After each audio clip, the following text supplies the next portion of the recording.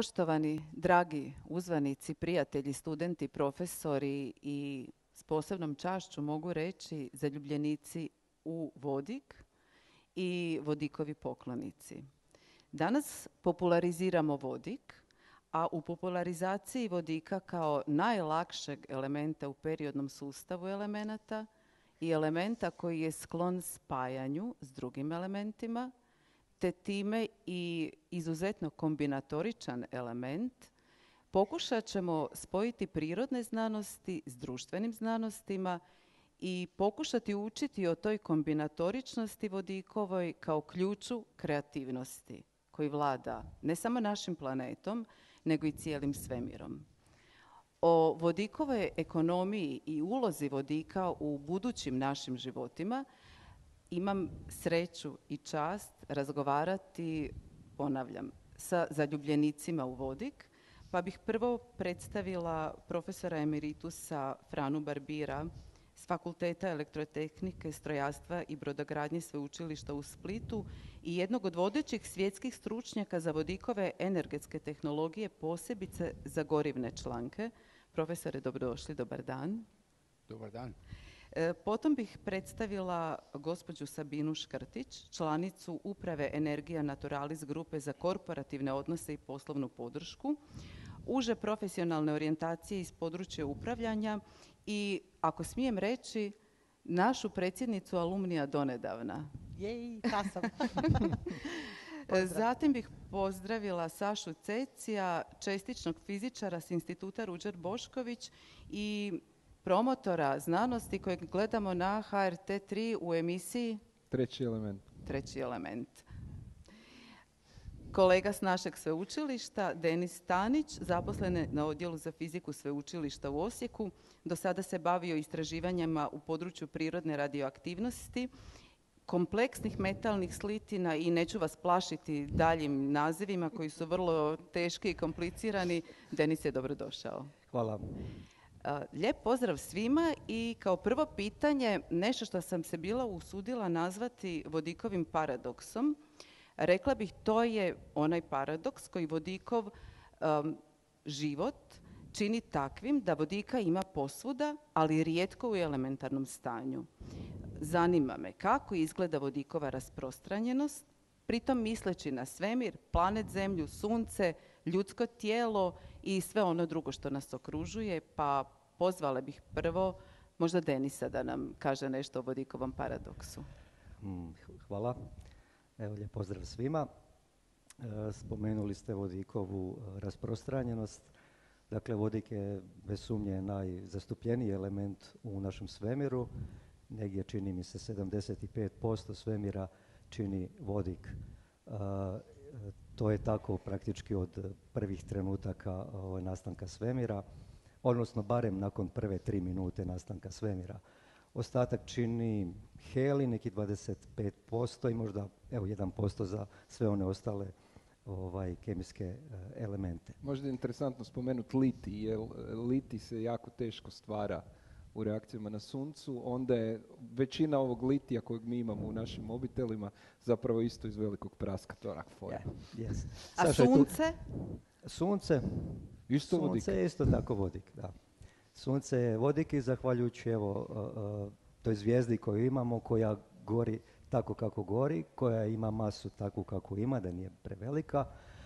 Sunce već traje nekih, čini mi se, 5 milijardi godina i otprilike još toliko će nas svijetliti i dati nam energiju. I zahvaljujući našoj pogodnoj udaljenosti od naše zvijezde imamo i pogodne uvjete za život. Dakle, imamo vodu u tekućem stanju koja, kako ćemo nadam se danas čuti, zapravo predstavlja uz sunce još jednu sirovinu za proizvodnju energije, tako da se nadam da će naša budućnost biti sunčana i vodena i nadasve zelena.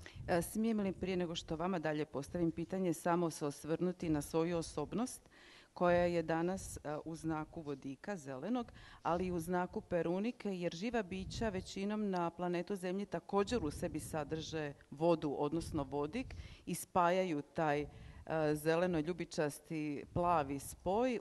Htjedoh reći da je perunika koju danas imamo u uzase proglašena od strane HAZU-a hrvatskim nacionalnim cvijetom Pa evo, vodik, znači imamo ga posvuda, a rijetki znaju i rijetki su svjesni da je vodik taj koji nas određuje i biološki i ne znam kako bih još rekla, kozmički na koncu. I sad bih zamolila profesora Barbira koji je svoj život preokrenuo u nekom trenutku zbog vodika.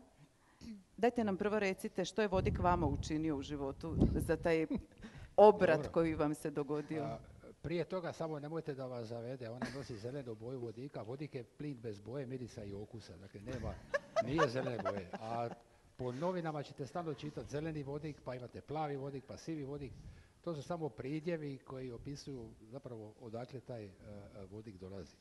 A profesorica se referira na moje iskustvo s vodikom prije više od 30 i nešto godina, kad sam pročitao jedan članak u časopisu Sunčeva energija o vodikovoj ekonomiji. I onda sam pisao autoru toga članka, da skratim dugu priču, ja sam kod njega završio radeći doktorat i kod njega sam napravio doktorat i to mi je promijenilo cijeli život.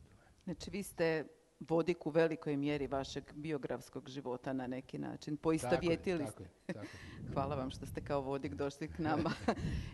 Sada ću pitati Sašu, ostavit ćemo ovu priču o vodiku iz neke druge društvene vizure za kraj.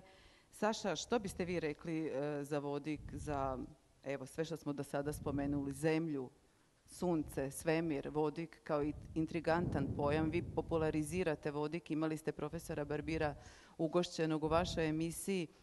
Što biste rekli za vodik ovako da mi nismo rekli, a da mladost treba o tome znati? Pa dobro, jedna od stvari koja je meni fantastična s vodikom, ovo što je Denis spomenuo, zapravo vodik je nastao praktično trenutak nakon velikog praska.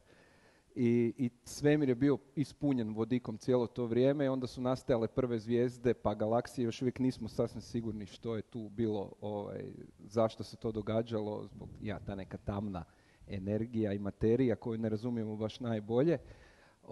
Međutim, prekrasna je stvar, dakle, ovo sve drugo što se kasnije događalo nakon što bi zvijezde eksplodirale, u zvijezdama se taj vodik spajao sam sa sobom i sa helijem i stvarali su se novi elementi.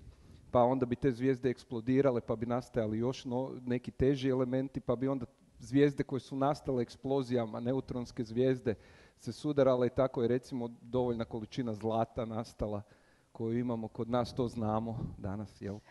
Da je tako i to je stvarno fascinantno meni vezano za vodik, ali možda jedno od tih najljepših stvari vezanih za vodik je jedna od tih priča kako smo mi nastali, jer zapravo priča o nastanku svemira i ovoj evoluciji, promjeni svemira kroz vrijeme je zapravo i priča o nama, jer sve te stvari koje su se događale su bile nužne da mi nastanemo ovakvi kakvi jesmo. I onda ima jedna od onih prekrasnih, ne znam više koji od ovih je to fizičar, astronoma rekao, možda Carl Sagan, je rekao evo vidite što malo vodika može napraviti nakon 14 milijardi godina.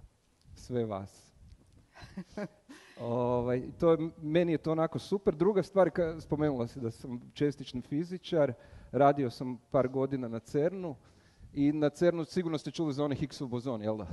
To je kao bila neka fora prije, već ne znam 100 godina. Ali uglavnom, otkriće Higgsovog bozona je bilo nešto što nam je dalo taj neki osjećaj da razumijemo zapravo što je taj svemir i kako on funkcionira i kako te sve stvari rade. I kad gledate, recimo, Higgsov bozon je otkriven na tom velikom hadronskom sudarivaču u Švicarskoj na CERN-u. I to je ogroman prsten, nekakav ispod u podzemlju gdje jure užasno brzo. Te čestice se udaraju, se stvaraju užasno velike energije i nastaju te neke luđačke čestice kao što je taj spomenuti Higgsov bozon. I sad kad gledate kako to sve izgleda, to je taj ogroman prsten u koji su uletjele te čestice, pa onda gledate od kud su došle te čestice iz nekog manjeg prstena gdje su se ubrzavale, pa onda imate još neki manji dio gdje je to bilo, a šta je na početku svega u tom CERN-u, na velikom hadronskom sudarivaču? Jedna boca u kojoj je vodik. Od tud kreće sve. Evo, tako da je sve, mi smo nastali, krenulo je od velikog praska, naše spoznaje i razumijevanje stvarnosti čak i dan danas kreće od vodika. Sigurna sam da onaj tko ima tu spoznaju ne može biti nezaljubljen u vodik. Barem filozofijski. Barem željet mu Sad se izvlačiš dobro.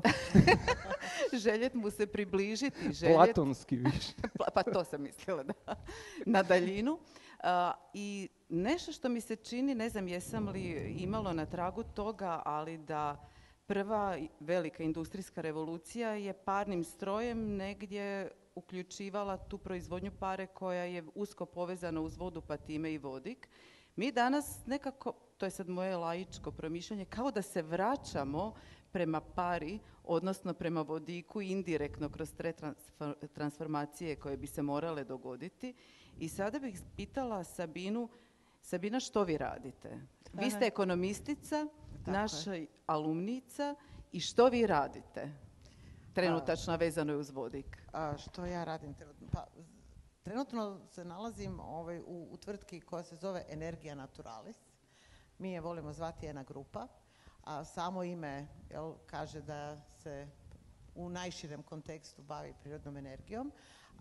Međutim, mi smo prilično kompleksni i mi smo jedan spoj unutar kojega je i vodik evidentno sa svim našim zaposlenicima i sa svim onim što mi radimo. Međutim, cijela priča je krenula isto tako od jednog plina, prirodnog plina, i najjača kompanija u sastavu je na grupe PPD. A osim što se bavimo energetikom, bavimo se i logistikom, bavimo se i trejdom hrane i prvenstveno voća i povrća. I zapravo mi smo traderska tvrtka koja zadnjih godina intenzivno provodi određenu poslovnu transformaciju i stratešku transformaciju gdje zapravo svoje aktivnosti, snage i energiju usmjeravamo kao obnovljivim izvorima energije. I kako sad vidim da smo dosta filozofski ovdje raspoloženi, neka mi moje kolege ne zamjere, ja sam ipak ekonomista, a imam i malo te želje i žudnje za filozofskim promišljanjem, pa ću reći da zapravo solarna energija i proizvodnja električne energije iz sunčeve energije, rekli bismo sekundarno ili možda tercijarno, je de facto isto tako nekakav oblik proizvodnje energije, električne energije iz vodika. Jel? Jer zahvaljujući suncu funkcioniraju solarne ćelije koje nam osiguravaju bilo toplu vodu, bilo električnu energiju. Ono što bih voljela naglasiti je da sam zapravo zapanjena sa ovim eventom, vrlo ugodno, i mislim da je užasno važno otvoreno i popularizirati i promišljati zapravo o prirodnim znanostima koje de facto čine sastavni dio našeg života. Mi u našem društvu to nismo skloni osvještavati i nismo skloni osvještavati odnos prema energiji. I koliko moramo biti jako obazrivi sa potrošnjom energije, pogotovo u vremenu gdje zapravo trošimo strašno puno energije. U ovoj dvorani, ovako odokativno kažem, imamo barem 300 gadgeta, vrsta raznih, i svi oni se napajaju nekakvom električnom energijom koju trebamo proizvesti. Do sada smo je proizvodili iz ugljena, nafte, ove groznih tih stvari koje su emitirale emisije CO2 i proizvele vrlo loše posljedice, da to baš tako potpuno banaliziram, za klimu i za naše okruženje.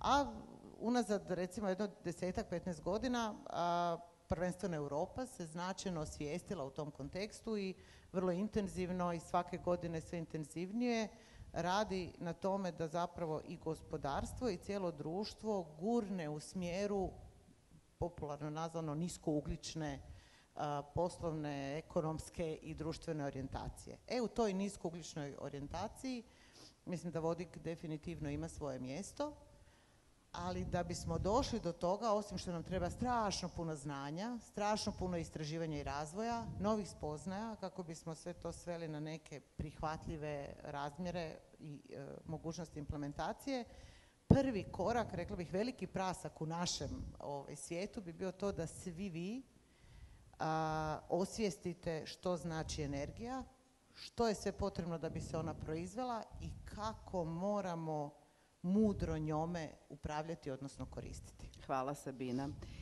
Sada ću postaviti prvo Denisu jedno nepopularno pitanje, a zatim ću zamoliti profesora Barbira da nas sve iskorigira.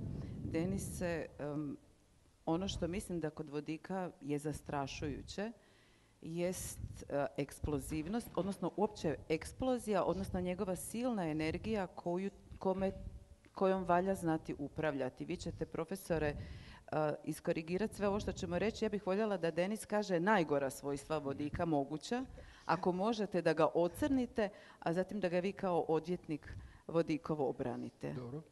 Hvala. Dobro, evo, dakle, spomenuli ste eksplozivnost vodika i on je u principu zapaljiv, eksplozivan u jednom širokom rasponu, koncentracija sa kisikom, ja mislim od možda 5 ili 7% do čak 70%, međutim, da se to kontrolirati, što će profesor reći.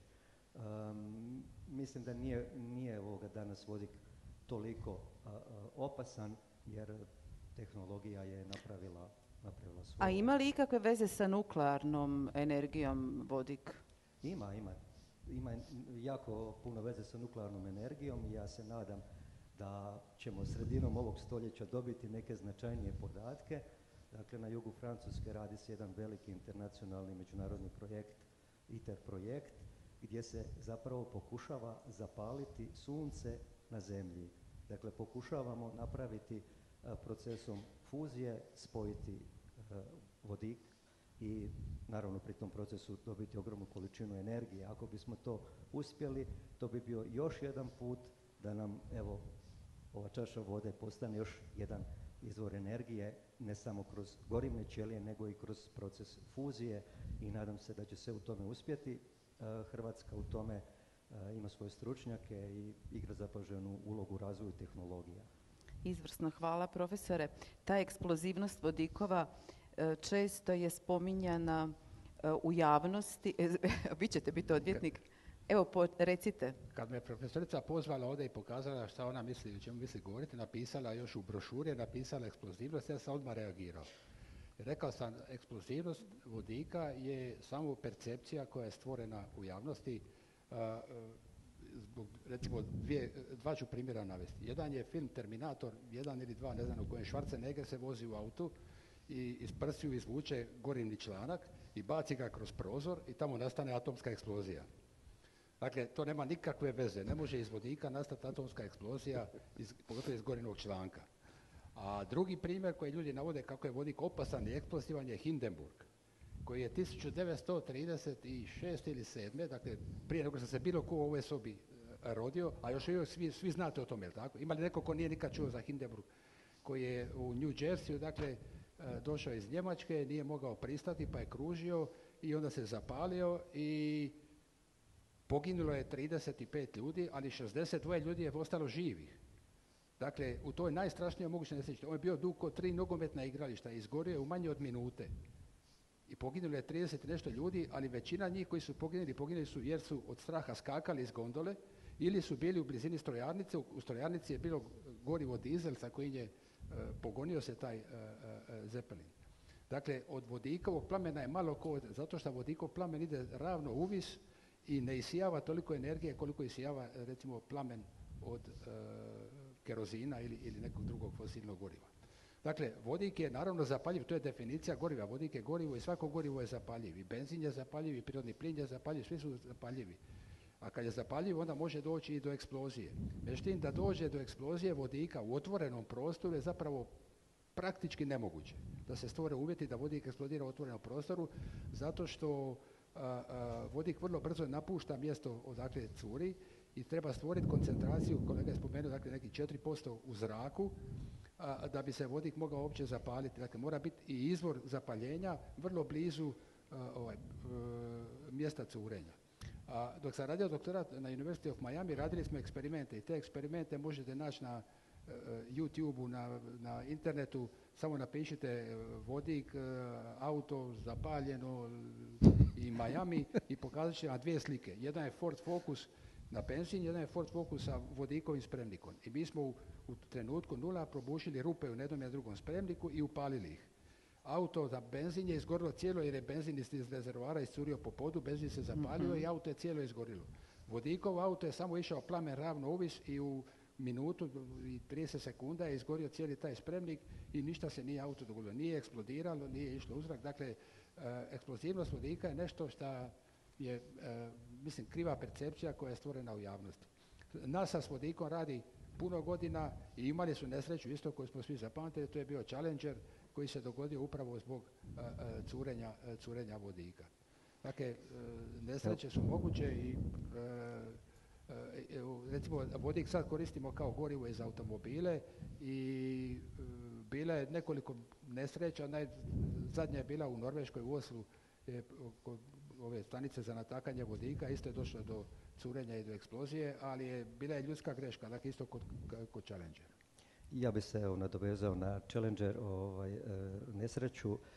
Dakle, nedavno prije 2 dana čini mi se da je bila obljetnica nesreće u Černobilu, a prije 10 godina imali smo još jednu nesreću u Fukushimi, dakle jedan akcident u nuklearnoj elektrani koji se dogodio zbog potresa koji je uzrokovao tsunami. Htio bih samo napomenuti, indirektno je tu također vodik bio uzrok, jer zbog visoke temperature u reaktoru došlo je do praktički hidrolize vode i u određenoj koncentraciji pod kupolom elektrane Fukushima 1 došlo je do eksplozije jer je vodik postigao kritičnu koncentraciju. Ono što javnost možda ne zna, što sam nedavno pročitao u jednom razgovoru sa kolegom doktorom Tadićem sa instituta Ruđer Bošković, je činjenica da je pored Fukushime 1 bila i elektrana Fukushima 2. Mm-hmm. Direktor Fukushime 2, kad je vidio što se dogodilo, dakle voda je potopila pumpe koje su trebale hladiti reaktore i držati reakciju pod kontrolom. Pošto nisu imali struje da za pogon agregati su bili dolje, dakle potopljeni, on je odmah tražio način kako da dovede struju i oni su razvukli produžne kablove od elektrane do prvih domaćinstava, do prvih kućanstava, pokrenuli su pumpe i elektrana je nastavila normalno rad. Direktor Fukushime 1 je slao faksove svojoj upravi što da radim. Nažalost, u tome je zapravo prošlo previše vremena, nisu reagirali na vrijeme i došlo je do toga što se dogodilo. Slična, možemo sad reći ljudska pogreška, definitivno dogodila se u Černobilu gdje su radili ono što nisu smjeli, išli su testirati sustav na način na koji se to nije radilo još u noćnoj smjeni kada nisu bili stručnjaci koji su imali puno više iskustva i evo, nažalost, dogodilo se to što se dogodilo. Hvala, Saša. Ajmo pokušati rezimirati za nas koji smo iz društvenih znanosti. Može li se reći da vodik kao lik, recimo, kao junak, kao karakter, ima neka svojstva, pa vi ćete to možda bolje i korigirati i nadopuniti, da on želi gorjeti, što je dobro, znači da je strastveni junak, da on želi letjeti ili lebdjeti i da on želi se spajati, da se on uspijeva spajati i može li on biti sam? Može li vodik biti sam? Je li on uopće u stanju živjeti usamljenički život, znači bez spoja s nekim drugim? Dobro, mislim, nakon što nastane vodik elektrolizom vode, on je sam neko vrijeme i onda vrlo brzo se spaja sa drugim vodikom u parove. To je, eto, ako je to bilo pitanje. To je bilo pitanje. Ne, ono gdje je vodik recimo sam, odnosno jezgre vodika, to je naravno svemir. U svemiru kad jednom vodik, najčešće su stvarno atomi vodika i oni vrlo često, jer ih pogađaju strašno visokoenergetske te neke kozmičke zrake, gama zrake, izbiju taj elektron, on ode negdje, onda ga je teško naći kasnije, pogube se, jako je malo svega, svašta se tu događa. Znači da je i nomad. Da. Kad ste počeli ovo sa nuklearnom energijom, u prvi mah mi je palo na pamet da zapravo sva energija na zemlji je od vodika osim nuklearne, jer i vjetar i voda i sve to, ali onda opet s druge strane i nuklearna je zapravo od vodika jer su i ti radioaktivni elementi nastali u zvijezdama, dakle sve od vodika. Ako hoćeš tako, to mi je isto baš dobra fora, ali inače, recimo meni kao nekom ko voli popularizirati znanost, iako ne znam šta to znači točno, ali recimo volio sam gledati te serije ko klinac, školski program, pa su bili neki popularizatori kemije i jedna od stvari koja mi je bila baš interesantna, što je profesor spomenuo, je eksplozivnost vodika. kako su to ti likovi u kemijskom laboratoriju pokazivali. Dakle, bio je nekakva 2 tipa u bijelim kutama i sad jedan tamo spaja te elektrode, struja, baterija, nešto. Evo ovdje nastaje kisik, ovdje nastaje vodik. I sad kamera snima, dobro, vodik skuplja u neku konzervu, probije ju s nečim, taj isti lik. Vodik izlazi van, on zapali s nekim farcegom. Kaže, vodik je zapaljiv. I sad on stoji kraj te konzerve, gdje je taj plamičak, i nešto priča, a kaže, kad se skupi dovoljna koncentracija vodika u kisiku, vodik je i konzerva odleti u zrak, sve eksplodira. Eksplozivan. I ja rekao, kako je ovo fora? Ovo je zakon. Hoću ovo raditi. I onda nam ne daju, naravno, ove na televiziji, jer kao moraju doći vatrogasci, prilično sam razočaran time. Komplicirano je, ali ono što je meni fascinantno, tu su 2 stvari. Jedna stvar je to kontrola koju je taj lik u bijeloj kutiji imao na tom cijelom situacijom. Naravno, danas iz ove perspektive znam da su snimali bar jedno 6 puta, jer je uvijek u krivom trenutku se nešto dogodilo, ali činjenica je da je bez ikakvog straha, bez ičega, čovjek u laboratoriju aktivirao nešto što je eksplozivno. Onda smo to i mi napravili u emisiji. I onda nas je pitao kemičar, je li vam bilo dovoljno eksplozivno, rekli smo da nije, onda smo aktivirali još jači eksploziv.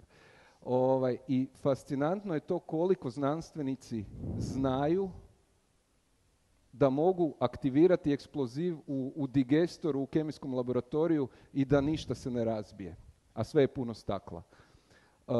Druga stvar, tu je bila to pitanje koliko je to zapravo opasno. Koliko je opasno imati u automobilu i ova priča koju je profesor rekao, to je otprilike to. To je sve što trebamo znati o tome. Ali to je jedan malo širi kontekst opasnih, modernih stvari koje nas plaše. Mi u svojim domovima imamo smrtonosne stvari. Stvari od kojih desetine, stotine, tisuće, možda i više od toga ljudi godišnje umire. I mi ih i dalje imamo. Mi imamo struju, mi imamo vodu, mi imamo plin. Pa i plastiku. Dobro, sad. Pa kaže, mikroplastika Dobro, se mislim, jede. kad si rekla plastika, mislio sam više progutaš onaj Lego ili nešto, nemam pojma. Pa se, loše. Mislim, na onim kemijskama što žvačemo, na onim čepovima ima rupa gore. Rupa je zato da, kad progutamo, da možemo disati dalje, da se ne ozbiljno. Nije šala.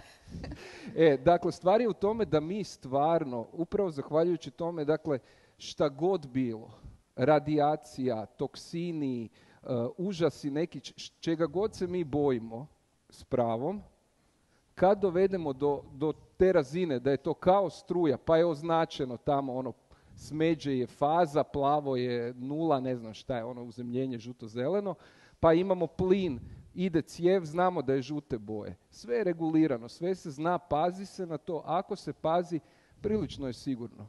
Bili su ludi oni što su pričali, možda ćemo imati male nuklearne reaktore doma. Ko će imati male nuklearne, je lud. Ali ako postignemo tu razinu sigurnosti, mi stvarno možemo raditi takve najčudnije stvari. Dakle, nešto što se ja gledao, što je bilo fascinantno, konzerva koja je eksplodirala u laboratoriju, mi to stvarno možemo imati u svojim automobilima, u njima voziti svoju djecu, svoje roditelje i ne brinut. Jer znamo da je sve ok. Brinut o prometu, jel da, baš ne? I ja bih podsjetila da se mi nalazimo na Ekonomskom fakultetu u Osijeku i da je naša ambicija da naši studenti budu oni koji će znati gospodariti energijom i upoznati na koncu energiju, konačno vodik. Moje prvo susretanje s vodikom, kad sam shvatila što je vodik, da je vodik sve, ali doslovce sve i svugdje. Jedino me brine, sad će profesor možda imati primjedbu na mene, ali ću ga zamoliti da bude blagonaklon, da i meni bude odvjetnik. Što kad shvatimo što s tom vodom koja je u našim tijelima, pa čak je i tu vodik u igri, kako će biolozi, fizičari i kemičari u suradnji taj vodik voditi kroz tijela naša i drugih živih bića, ali to je neka treća tema, nego za ekonomiste. Što mi moramo učiniti da bismo mi sutra i danas već znali s vodikom biti prijatelji? S tim nomadom, s tim usamljenikom koji ne zna biti sam, odnosno voli se spajati, kreativcem na koncu od kojeg trebamo učiti kako surađivati s drugim elementima, kako ih nagovoriti da uzmu našu nogu, odnosno mi njihovu slobodnu valenciju ili kako to već ide. Što mi trebamo činiti već danas da bi vodikova ekonomija koja stasava u svijetu postala našim budućim zanimanjem? Ja bi za početak opet ko čemu, ja o štednji energije, ali zaista mislim da moramo osvijestiti što se to dešava u pozadini iza onoga kad mi kresnemo recimo štednjak, odnosno neko kuhalo koje ide na plin da bismo si skuhali jaje recimo, ili što se dešava kada mi ukopčamo svoj mobitel na punjenje, ili što se dešava kada zaboravimo ugasiti svjetlo i odemo iz stana, što je u pozadini, što je to u tim zidovima i kako to nešto dolazi kroz te sve žice i kako se uopće proizvodi ta primarna energija koja onda dođe, kojim putem to sve dođe, vjerovali ili ne, u vašim računima vi to sve platite. Međutim, pitanje energetike i pitanje klime jednostavno ide ruku pod ruku, jer ukoliko želimo na ovoj našoj zemlji još dugo, lijepo, sretno i zdravo živjeti i ukoliko želimo da tu žive i naša djeca i naši unuci i praunuci, tako da i ostavimo nešto onima koji dolaze iza nas, jednostavno moramo osvijestiti da su resursi u određenoj mjeri ograničeni. Tu je možda prednost vodika, jer tu uvjetno rečeno, nemojte da dobijem minus odmah sada, uvjetno rečeno možemo govoriti o nekakvom beskonačnom, odnosno značajnim zalihama tog vodika. I da zapravo najviše možemo doprinijeti i razvoju vodikove ekonomije u krajnjoj liniji time da počnemo već danas osvještavati što to znači u promjeni našeg života.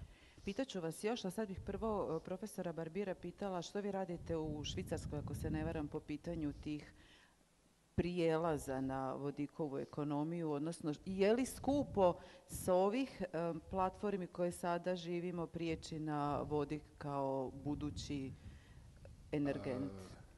Čim govorimo o vodikovoj ekonomiji, odmah govorimo i o cijeni. Tako je. Ali niko ne govori da mi moramo početi koristiti vodik radi cijene. Jučer sam isto bio na nekoj konferenciji, odnosno prekjučer, i pitali su mi došao jedan poduzetnik koji bi se bavio vodikom i onda me pita kolika bi mogla biti cijena. Ja govorim, ako se vi mislite baviti vodikom radi cijene, nemojte se baviti barem još 10-20 godina jer nećete napraviti biznis od toga. Dakle, mi ne uvodimo vodik radi cijene, nego uvodimo radi života, radi okoliša. Dostupnosti i okoliša. Radi održivosti napuštanja fosilnih goriva, dakle smanjenja ugljičnog dioksida u atmosferi, i zbog toga govorimo o uvođenju vodika. A sam pojam vodikova ekonomija, to je zapravo jedan od tvoraca toga izraza vodikova ekonomija, je moj profesor koga sam spomenuo na početku, kojeg sam ja doktorirao, profesor Veziroglu, koji je zapravo i mene, ja sam bio njegov onda asistent i čini me da nacrta nekakav dijagram i taj dijagram se dugo koristio koji objašnjava svijetu što je vodikova. Jer vodik je prekrasan. Vi vodik dobijete iz vode i onda koristite taj vodik i ponovo nastane voda. Dakle, to je jedna kružna ekonomija, nema otpada, nema sve divno, krasno, ali je zapravo ta slika bila pogrešna jer su ljudi shvatili, sad ćemo mi svu energiju proizvesti u vodik, pa ćemo taj vodik koristiti za sve moguće potrebe. Nije istina. Mi vodik proizvodimo iz električne energije i dakle uvijek je bolje koristiti električnu energiju direktno nego pretvoriti u vodik. Ali ima slučajeva kad ne možemo je pretvoriti, ima slučajeva kad imamo viška te električne energije, onda taj višak pretvaramo u vodik. A ima slučajeva kad nemamo električne energije, kad sunce ne sije, vjetar ne puše, a mi nemamo dakle, onda možemo iz vodika proizvoditi električnu energiju. Profesor Veziroglu je za taj svoju ideju bio predložen za Nobelovu nagradu za ekonomiju. On je nuklearni inženjer, zapravo profesor je na strojarstvu, a bio je predložen za Nobelovu nagradu ja govorim, to je najgori mogući čovjek, on nije razumio ništa o ekonomiji, on je zapravo samo izraz vodikova ekonomija. Pitanje je bilo kako će biti to u budućnosti. Mogu li se ovi naši sad sustavi koje mi imamo pretvoriti, ne transformirati u vodikova. Je li to znači, evo što bi mene zanimalo, da moramo sve ove kabele izmaknuti, imati neke transformatore negdje? Što bi to značilo jako dobro tehnički? pitanje. Mislim, za nekakav energetski sustav budućnosti, dakle ne želimo da bude baziran na fosilnim gorivima. Danas otprilike 80-85% energije proizvodimo iz fosilnih goriva. Fosilna goriva su ugljen, nafta, prirodni plin. Ako ne želimo koristiti fosilna goriva, ostaje nam samo ili nuklearna energija ili obnovljivi izvori energije, dakle vjetar, sunce i u manjoj mjeri možda biomasa i možda energija valova, plime, oseke i tako dalje. Ali taj sustav će biti drukčiji, ali neće biti za krajnje korisnika bitno drukčiji. Dakle, struja će i dalje ići u žicama, ali nama će treba puno više distribucije, te struje će se proizvesti, puno struje i proizvesti će se na mjestima gdje možemo dobiti puno struje, dakle da ima puno sunca, puno vjetra, a koristit ćemo je u gradovima gdje mi živimo. A kad mi to možemo napraviti? Koliko nam treba? 2 godine? A ideja je da Europa je postavila sebi cilj da do 2050. bude bez ugljika. I mi smo to u Hrvatskoj također potvrdili. U Hrvatskoj mi radimo na tome, napravili smo i vodikovu strategiju koja je prije mjesec dana usvojena u Saboru, dakle imamo strategiju za vodik. Čestitam. Nacionalnu. Hvala. Ja sam bio član te radne znam, skupine zato vam čestitam, da. koja je to radila. I meni osobno to izgleda kao dream come true. Ono, znate, ja već radim na tome 30 godina i nisam mogao sanjati da će to doći u Sabor i da će u Saboru ljudi razgovarati. Evo, mogao sanjati da će na ekonomskom fakultetu razgovarati o vodiku, da će vodik biti glavni junak. Dakle. Je, glavni je junak, sretna sam što smo zajedno i mislim da je došao doista trenutak da prirodoslovne znanosti i struke surađuju sa ekonomijom, ali tako da se razumijemo i da nam, kao što vi kažete, profit nije prvi cilj, nego budućnost generacija koje dolaze. Je li smijem ja postaviti jedno provokativno pitanje? Ali ja se moram ubaciti. Ako može, jedna zla vještica sa istoka, koji iz čarobnjaka iz Oza, samo da nemamo krivu percepciju, jel? Godinama se već uvriježila poprilično kriva percepcija da obnovljivi izvori i sunce, joj, to je super, vjetar, piri, super, mi imamo besplatnu energiju i to je super. E pa nije baš tako, zato što je strašno puno novca uloženo u proces istraživanja i razvoja da uopće proizvedemo te solarne panele. Strašno puno novca je uloženo u istraživanje i razvoj da se naprave vjetroelektrane. Užasno puno novca je proizvedeno, odnosno uloženo da se to dovede do razine komercijalizacije takve da je to uopće moguće implementirati i energija iz obnovljivih izvora nije jeftina niti besplatna. Znači to moramo razumjeti. Osim toga, da bi sve to skupa došlo do vas, potrebno je razvijeti infrastrukturu. Živimo u doba 4. industrijske revolucije, vrlo skoro će doći i 5. i 6. puno prije nego što je dolazilo prije sa parnim strojem, sa ovim, sa onim. De facto 90-ih i sa internetom je sve se drastično ubrzalo i tehnologija je zašla u svaki segment našeg života, potrošnja za energijom istovremeno raste, ali se istovremeno i sama proizvodnja energije se disperzira na manje elemente. Znači vi danas na kući možete imati solare, možete na otocima imati isto tako izdvojene male energetske sustave, bilo na vjetar, bilo na sunce. Vodik će sigurno imati nekakvo svoje mjesto u svemu tome i način kako će se iz njega proizvoditi konkretno električna energija ili će služiti zapravo kao skladištenje električne energije za trenutke kada nam je potrebna. Ali to sve treba izgraditi i vi to danas plaćate, ja vam to moram reći o vašim računima i plaćat ćete. A oni će to graditi. Platit ćete sve. Ja sam jedna zla vještica s istoka, ali moram to napomenuti. Proći će sigurno jako puno vremena dok sve ono što znanost, spoznaje iz znanosti dođu do razine da se mogu implementirati, a onda i široko komercijalizirati da bi to u krajnjoj liniji bilo prihvatljivo za sve nas. Pa evo, samo malo pogled učiti. Nekog financijaša. Mi moramo učiti, to je nekako postalo do kraja jasno, moramo učiti od prirodnih znanosti i surađivati s prirodnim znanostima. To je bilo moje provokativno pitanje. Izvolite, profesore. Zašto vi na ekonomiji nemate predmet termodinamika? Pa morat ćemo uvesti. Ja sam predavao termodinamiku na strojarstvu i ustanovio sam da na ekonomiji, na primjer, ne znaju ništa, apsolutno ništa o termodinamici. A naš ekonomski sustav nije ništa drugo nego jedan sustav koji mora imati ulaz energije. Ne može bez energije imati. Čim ima ulaz energije, onda je termodinamički stroj i dakle oni koji se bave ekonomskim sustavom moraju znati zakone termodinamike. Barem prvi i drugi glavni zakon termodinamike. Prvi je, dajte nam recite. Prvi zakon je, laički rečeno, zakon o očuvanju energije. Dakle, sve energija koja uđe u neki sustav mora negdje izaći iz toga sustava. Ili se mora akumulirati u sustavu. Nema treći. A drugi? A drugi je zakon entropija. Entropija uvijek raste. To. Dobro, pa greška i neizvjesnost je to što nas određuje. Na kraju, Sašu moram sad citirati. Kako je ona Saša rekao kad smo imali sad Ko je taj? sastanak sa fizičarima u siječnju? Zašto se Saša bavi znanošću? Odnosno, što je znanost? Što sadrži u sebi?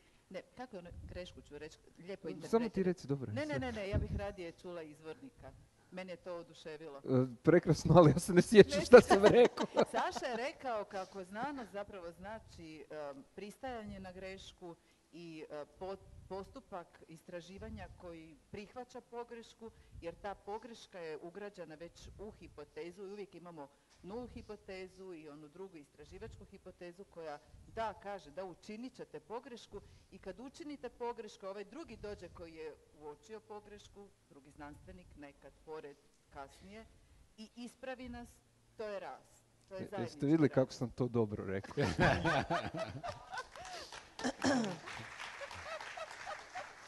I to je razlog zašto je danas Saša s nama, jer kad sam čula Saša... Jer jako dobro kažem te stvari.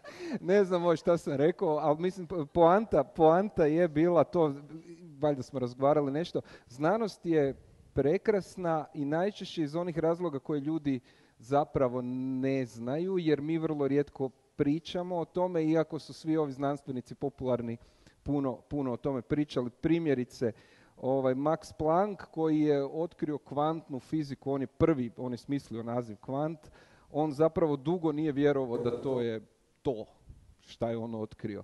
Onda je došao Albert Einstein koji je rekao da svjetlost mogu biti kao neke čestice, fotoni. Onda je Max Planck rekao da on nije normalan. Dobro, onda su ga na kraju primili u Prusku akademiju, ali ima govor od Maxa Plancka koji kaže ovo je briljantan mladi znanstvenik koji stvarno zaslužuje mjesto u ovoj akademiji, unatoč ovim njegovim česticama svjetlosti koje su očito budalaština. I onda kasnije ima kako Einstein je sad super briljantan, sve to on je otkrio opću teoriju relativnosti i iz opće teorije relativnosti njegova teorija gravitacije zapravo ispada da mogu postojati crne rupe, ono najstrašnije u svemiru nešto, i onda Einstein nije vjerovao da tako. Valjda će se naći negdje neka greška u tome, neko u budućnosti, i fakat do njegove smrti on je odbio mogućnost da postoje crne rupe, i čak te istraživanja, ne znam, zaboravio sam više kako su se zvali ti znanstvenici, neko je to ko malo se istraživalo, zapravo nije. Zapravo je to bila jedna spekulacija skroz luda, tek kad je on otišao je počelo se ozbiljnije uzimati to u obzir i istraživati. I onda je interesantno tako iz tih nekih pogrešnih pretpostavki, iz zabluda, iz ne znam čega, mislim da Einsteinova teorija relativnosti je zapravo pokazala da Newtonova gravitacija ne valja, da je totalno u katastrofi. To bi se moglo i tako reći, ali mislim da je pojam, zaboravio sam, isto ima neki stručni termin koji sam zaboravio, poanta je da je svaka znanstvena istina zapravo u nekom trenutku će neko doći i nadopuniti je. On nećemo je odbaciti kao što mi Newtonovu gravitaciju nismo potpuno odbacili, ko nešto potpuno beskorisno, zato što nam je vrlo korisna, iako je potpuno pogrešna.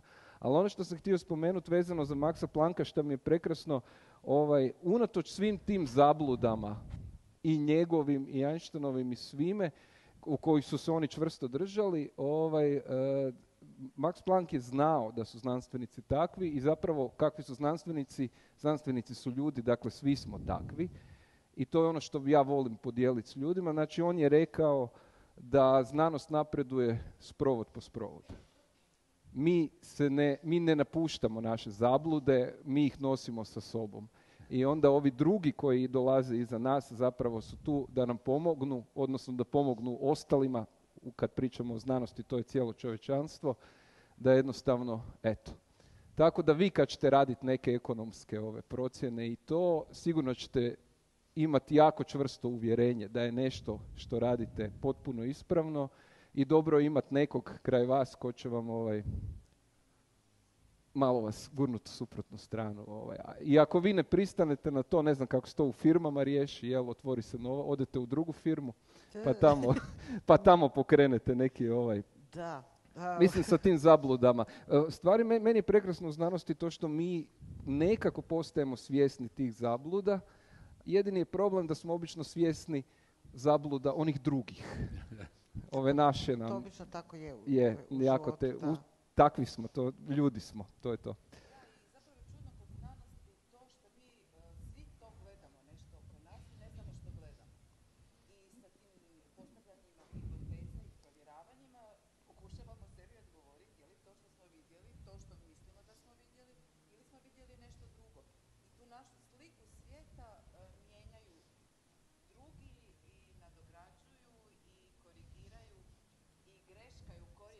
Jedan ti je malo. Da.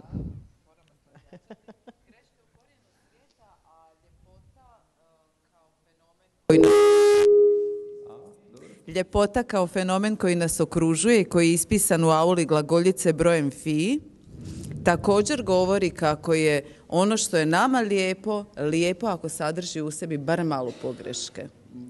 Ali dobro, neću sada to, nego bih počela privoditi... To je oni tepisi iz Irana ili... Dobro, može. Denise, ajmo pokušati naš razgovor polako privoditi kraju i za kraj kako vi zamišljate budućnost svih nas na zemlji, pa može i šire, kad kažem i izvan zemaljskog ovog prostora, u suživotu s vodikom kao aktivnijim energentom budućnosti. Hoćeš reći, to smo sad razgovarali, vidim da se smiješ. Hvala na pitanju. Kad govorimo o budućnosti, moja želja, moja vizija bi bila da se napravi nekakav, kako ja to zovem, globalni lokalizam, da uspijemo na lokalnoj razini svuda u svijetu uzgojiti svoju hranu i, neću reći proizvesti, nego pretvoriti onoliko energije koliko nam je potrebno iz jednog, nadam se, zelenog izvora u drugi. Mislim da s tehnologijom koju imamo to polako postaje ostvarivo. Sad ne znam koliko će to koštati, to ne znam, ali saznali smo da jeftino sigurno neće biti. Kada? Mislite kada očekujete da bi mi to mogli početi živjeti? Već smo počeli. Možda neki već sada polako to i žive, od niskoenergetskih kuća, solarnih elektrana, ne znam, sakupljača kišnice koju koriste kasnije u kućanstvu. Neki to već sada polako žive. Hoće li Slavonija onda biti najljepše mjesto na zemlji? Pa ja se nadam da će cijeli svijet biti onda najljepše zeleno mjesto na... Dobro, treba će za cijeli svijet malo više vremena. Mi smo mali, pa i izdvojeni. Pa kad smo već kod toga imamo, ja bih rekao, imamo zemlju, šumu, vodu, sunce, sad što nam još treba, možda malo... Sveučilište, sastavnice, mladost. Dobrih odluka, vizija pravih i onda reći, evo, želimo 2030. ovakvo sveučilište, ovakav grad, 2050.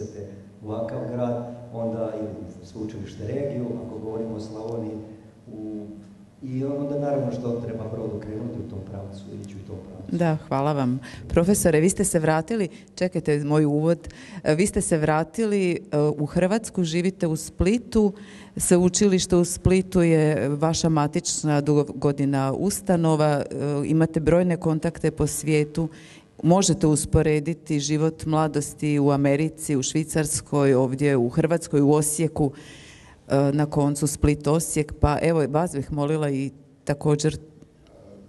Vrlo kratak odgovor. Kad me pitaju gdje je bolje u Americi ili u Hrvatskoj, ja kažem, tamo je bolje, a kod nas je ljepše. Mislim da se kod nas puno ugodnije živi, a puno manje smo opterećeni stresom zbog posla ili gubitka posla. Manje vremena provodimo u trci za novce, da više vremena trošimo taj novac. Bravo, treba to znati. Tako da mislim da je život kod nas, osim toga, pogotovo kod nas u Splitu je klima još ljepša i meni je čudo zašto Splitsko sveučilište ne postaje recimo centar svijeta, pa svi dolaze studirati u Split, jer tamo je stvarno divno za studirati. Ali vidite, vi imate lijepi kampus ovdje u Osijeku. I divan fakultet. Nije loše ni kod vas. Recite, što mislite kada ćemo postati baš ti kod kojih se želi doći živjeti? Jesmo li mi već u tom... To je sada već me pokušate vratiti na politiku. Pa ne, viziju. Vizija, što je rekao Davis prije, dok je on to govorio, meni je palo na pamet. Pa Indijanci su u Americi živjeli tisućama godina upravo onako kako je on opisao, dok nije došao bijeli čovjek i donio progres. A onda taj progres sada mi se želimo vratiti nazad i reći, aha, bolje da živimo u skladu sa prirodom, da imamo veliko hrane koliko nam priroda daje, da uzimamo veliko energije koliko nam priroda daje. Dakle, učiti od prirode, a to su Indijanci, kažem, tisućama godina su tako živjeli. Da. Pa možda je to povratak prirode i povratak u suživotu sa prirodom. A vodik je glavni temeljni element prirode. Jedna karika koja će nam pomoći da to lakše napraviti. Trebamo li filozofirati o vodiku? Trebamo li ga proslavljati? Evo, moram sad... Mi proslavljamo vodik od 2017. godine na Ekonomskom fakultetu u Osijeku. Imamo nagradu Vodik. Večeras ćemo je dodjeljivati na 8. kreativnoj riznici na Vodikovoj gala svečanosti. Sve vas naravno pozivam i posebno se ponosim time što smo prepoznali Vodik kao našeg prijatelja koji je ujedno i naš stanovnik, a i mi njegovi gosti u svemiru.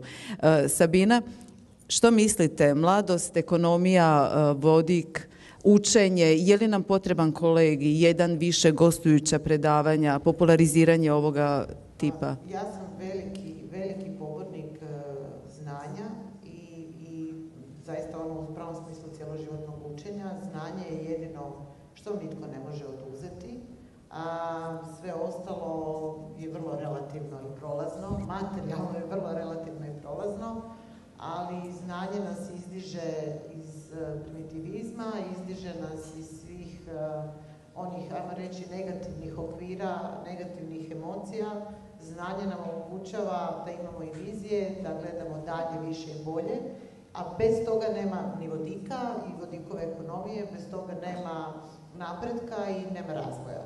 Tako da apsolutna fokusiranost i posvećenost učenju, spoznajama, stjecanju spoznaja i to od umjetnosti preko znanosti do ekonomije. Jedino studiranjem različitog znanja generiramo neke nove ideje i inovacije i dodanu vrijednost u društvu. Pa eto, trebalo nam je 20 i nešto stoljeća da dođemo do toga da nam je zapravo život u našoj kućici sa cvijećem, gdje mi sami nešto proizvodimo, gdje je to fino i zdravo, da je to zapravo najbolji način života. Malo to sve skupa banaliziram, ali sigurno su nam i tehnološke mogućnosti i sve ono što nam je znanost i znanje donijelo u svim tim spoznama pomoglo. Dakle, poruka samo znanje.